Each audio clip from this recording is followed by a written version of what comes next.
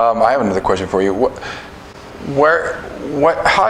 The difference between what Strasberg taught and what Meisner taught, where's your view on the value of what Strasberg created with the method, I guess is what they, it's known as? Well, Sanford Meisner had his own method. It's a misnomer, from what I understand.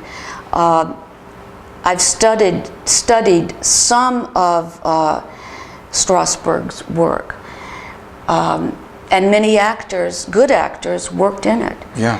I think the goal for Meisner as well as Strasberg was the same. Sure. They just had organic, truthful acting. Absolutely. One is one approach, the other is the other. The difference, I think, has to do with going back to personal history.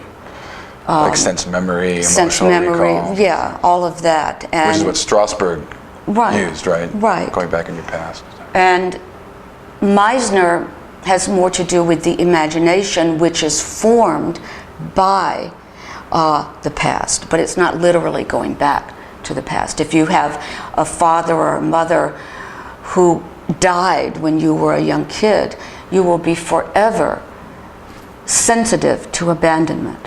Right. And loss. Right. So it's not about going back to that.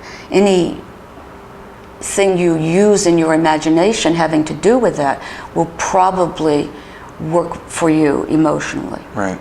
So the use of fantasy and imagination, that's kind of what separates the...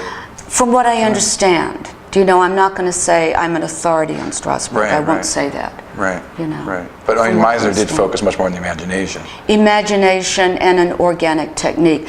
The great thing about Sanford Meisner's work is that from a little exercise, it grows and develops into a very sophisticated exercise that encompasses all the fundamentals of acting.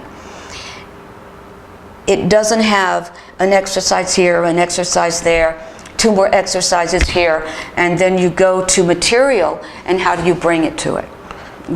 With Sanford Meisner's work, it was really one exercise that grew and developed over a year. Yeah, and covers everything, really. It encompasses everything, except character work, which is second year. Right. And script analysis for an actor is second year.